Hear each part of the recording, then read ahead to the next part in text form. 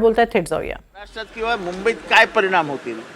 काही शाळांचे रिपोर्ट आणले होते आम्ही की शाळांच्या गेटवरती पालकांची प्रचंड गर्दी होते की मुलांना हातात घेऊन घरी न्यायची. मुलंही घाबरलेल्या अवस्थेत आहेत. त्यामुळे त्याच्यावरती आणि जो काही रिपोर्ट्स येत आहेत त्या सगळ्या बदलापूर कांडातनं, ते बदलापूर कांड भयंकर आहे. भयंकर माणूस काळीमा फासणार कांड आहे ते. यालाच धरून आज राज ठाकरेंनी असं म्हटलंय की बदलापूर घटनानंतरच कशा काय या घटना सगळ्या बाहेर येतात, यामध्ये काही राजकारण तर नाही ना, अशा पद्धतीने असं आहे साधारण ह्या घटनांबद्दल जास्ती पालक बोलत नाहीत. त्यांच्या इज्जतीचा आणि इब्रतीचा सवाल असतो. हा मेंटल ट्रॉमा असतो, मेंटल स्ट्रेस असतो. माझ्या मुलीवर बलात्कार झाला असं आईवडील बाहेरून सांगतील का? मी त्या आईवडिलांना सलाम करतो ज्यांनी बाहेरून सांगितलं की पोलीस आमच्यावर दबाव आणतायत, आम्हाला धमकावतायत. आपल्या लहान पोरीवर बलात्कार झालेला असतानाही त्या पालकांनी एवढं धैर्य दाखवलं, त्या माणसाला माझा मनापासून सलाम. अजित पवारांनी संताप व्यक्त केलेला आहे. त्यांचं म्हणणं आहे की जो विकृत व्यक्ती जो होता गुन्हेगार आहे त्याचं गुप्तांग कापलं पाहिजे, इतका तरी संताप व्यक्त केला. त्यांच्याबद्दल काय बोलायचं नाही. जसं म्हटलात की शिवसेना हा मोठा भाऊ आहे, तर या मुंबईच्या जागांमध्ये शिवसेनेला जास्त जागा महाविकास आघाडी सोडेल का? अहो मी मोठा भाऊ म्हटल्यावरती आता तुम्ही त्याच्यावरती तो जास्त जागा मागेल का, मग कमी मागेल का, मग लहानाचा मोठा होईल का? कशाला नको, जायला ना मोठा भाऊ आहे. राष्ट्रवादीला किती जागा अपेक्षित आहे? अहो ते नंतर सांगू ना आम्ही. आमचं जागा वाटप आली की चिठ्ठी तुमच्या हातातच देणार आम्ही. कधीपर्यंत सर हिंदी में जानना नागपुरामध्ये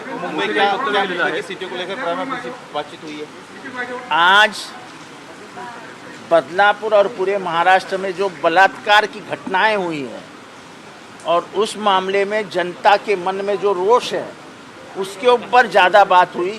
और उसका ये रोष, ये सामाजिक रोष है, पॉलिटिकल रोष नहीं है. ये कोई पॉलिटिकली मोटिवेटेड मूवमेंट नहीं है. जनता उतर रही है रास्ते पे, और जब जनता उतर रही है रास्ते पे तो ये मतलब है कि विद्रोह की आग लग चुकी है.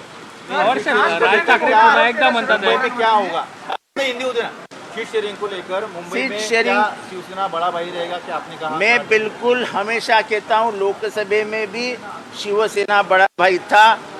बम्बई को लेकर अगर हम बोले तो बम्बई में भी शिवसेना बड़ा भाई रहेगा. सर राज ठाकरेंनी मोठा आरोप केला शरद पवारांवरती. पुन्हा एकदा आरोप केलाय. महाराष्ट्रात जातीपातीचं राजकारण ते दरवेळेस बोलतात. ते जातीपातीचं राजकारण कोण करतं, कोण भोंगे फोडायला जातं, तो कोण बाहेरच्या लोकांना मारायला जातं, कोण उत्तर भारतीयांच्या कानाखाली मारतं, हे सगळ्या भारताला माहिती आहे. त्यांना फक्त बडबडायचं असतं, त्यांना बडबडू द्या. ते जास्त लक्ष देत जाऊ नका. दुसरीकडे त्यांनी असं म्हटलंय की लाडकी बहीण योजनेचे पैसे सरकारकडे नाही आहेत द्यायला, इथून पुढे तुम्ही कसे देणार, असा एक सवाल केला त्यांनी सरकारला. आणि उद्या जाऊन ते एकनाथ शिंदे बरोबर चहा प्यायला बसतील. एकनाथ शिंदे साहेब त्यांच्या घरी जातील, चहा बी पितील, बिस्किटं खातील आणि येतील. त्यांच्याबद्दल काय विचारत जाऊ नका मला जास्त. सीट शेयरिंग को लेकर मुंबई में आप कितनी सीटें लड़ना चाहती है आपकी पार्टी? अरे भाई, जो लिस्ट टाइप होगी वो लिस्ट पहले आपको ही ला के दूंगा, मैं ही ला के दूंगा. चिंता काय कर रहे हो? आशिष दामलेंच्या पत्नीवरती गुन्हा दाखल झालेला आहे, ज्या ठिकाणी बदलापूरमधील घटनेवरती संपूर्णपणे विरोधकांवरती गुन्हा दाखल होता. आता सत्ताधाऱ्यांवरती देखील हे गुन्हा आहेत ते दाखल झाले आहेत. कसं बघता या कसला गुन्हा? की त्या पूर्णपणे या आंदोलनामध्ये सहभागी होत्या आणि या संदर्भात त्यांनी देखील घोषणाबाजी वगैरे केलेली आहे. अहो मी तुम्हाला सांगतो, आशिष दामलेच्या बायकोनी काहीही चूक केलेली नाही. संपूर्ण बदलापूर शहरातली पालक बाहेर आले होते. किती जणांवर गुन्हा दाखल केला? मी सांगतो, एक परिस्थिती पुढच्या आठवड्यात अशी उद्भवणार आहे की अख्खं बदलापूर पोलीस स्टेशनला जाणार आहे की आमच्यावर गुन्हा नोंदवा, अटक करा आम्हाला. तुम्ही लोकांच्या संवेदनांची परीक्षा पाहू नका. माणूस गरीब असू शकतो, लाचार नाही, आणि लढवय्या तो कायमच असतो. आपल्या इथे मुलींवर बलात्कार होतोय, केस नोंदवली जात नाही, राजकीय हस्तक्षेप होऊन तो दाबला जातोय, हे सगळं दिसत असताना बायका शांत बसतील घरी? अरे प्रत्येक बाईला एक मुलगी आहे. महाराष्ट्रामध्ये आज त्या पोरींना घेऊन प्रत्येक घरामध्ये राग आहे. की आमच्या मुलाबाळांचं काय होणार महाराष्ट्रात.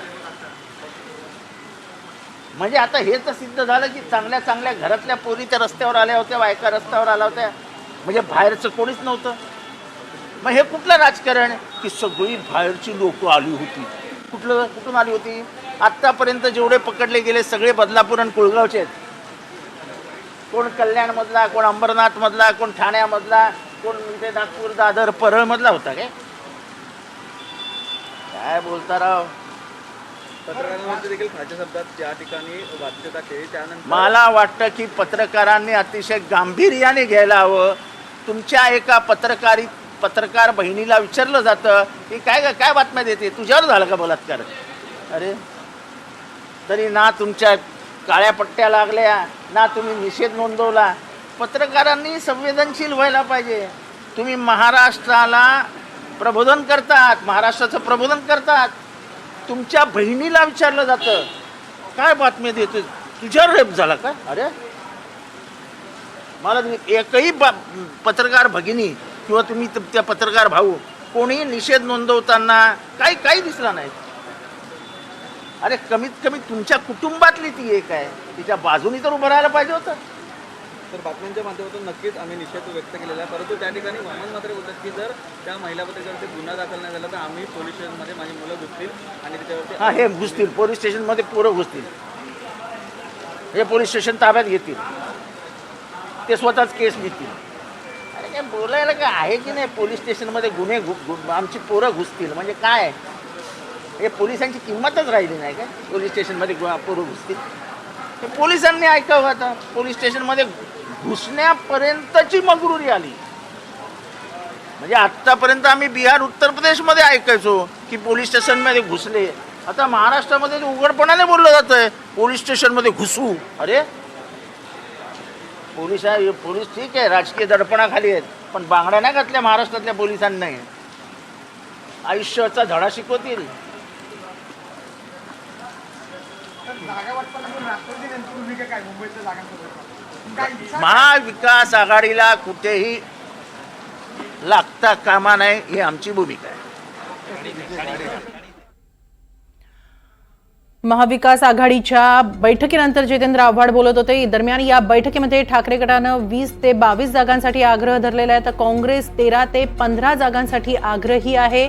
तर मुंबईमध्ये शिवसेना ठाकरे गट हा मोठा भाऊ असल्याचं आव्हाडांनी मान्य केलेलं आहे. महाविकास आघाडीची बैठक संपलेली आहे. मुंबईतल्या 36 जागांवर बैठकीत चर्चा झाली. नेमकं या बैठकीत काय घडलंय जाणून घेऊया आमचे प्रतिनिधी रौनक कुकडे यांच्याकडून. रौनक, आत्ताच काही वेळापूर्वी महाविकास आघाडीची बैठक संपलेली आहे, काय अधिक माहिती मिळतीये?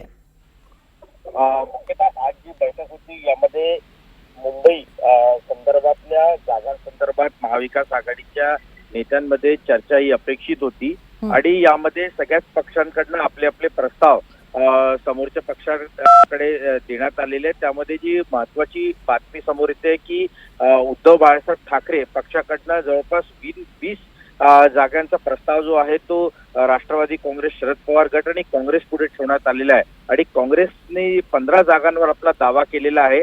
मुख्यतः जर बघितलं तर ज्या पद्धतीचा दावा शिवसेना उद्धव ठाकरे गटाकडनं करण्यात आलेला आहे तेवढ्या जागा देण्यात पॉसिबल आहे का, हा एक सर्वात महत्वाचा जो आहे तो प्रश्न या ठिकाणी पाहायला मिळतो. कारण आपण बघितलं की मागच्या 2019च्या निवडणुकीमध्ये शिवसेनेला फक्त 14 जागा जे आहेत ते जिंकण्या इथे यश मिळालं होतं आणि त्यातले 6 आमदार सध्या शिंदे सोबत आहेत. तर अशामुळे आता एवढ्या सगळ्या जागा देतील का बाकी जे काँग्रेस असतील किंवा राष्ट्रवादी काँग्रेस, शरद पवार गट असतील, हे बघणं महत्वाचं ठरणार आहे. आणि काही जागांवर वाद देखील या बैठकीमध्ये पाहायला मिळाला.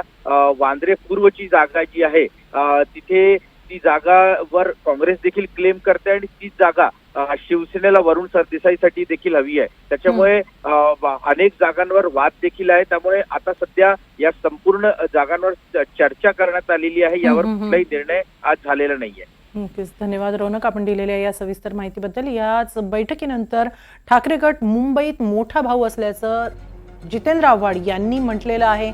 मुंबईमध्ये ठाकरे गटाला अधिक जागा मिळू शकतात. काही जागांवर अदलाबदलही होऊ शकते. अणुशक्ती नगरवर 3ही पक्षांनी दावा केलेला आहे. अणुशक्तीनगरमध्ये राष्ट्रवादी रवींद्र पवारांसाठी आग्रही आहे. तर वांद्रे पूर्ववर वरुण सरदेसाईंसाठी ठाकरेंनी दावा केलेला. वांद्रे पूर्व सेनेला दिली तर सेना चांदिवली देणार आहे.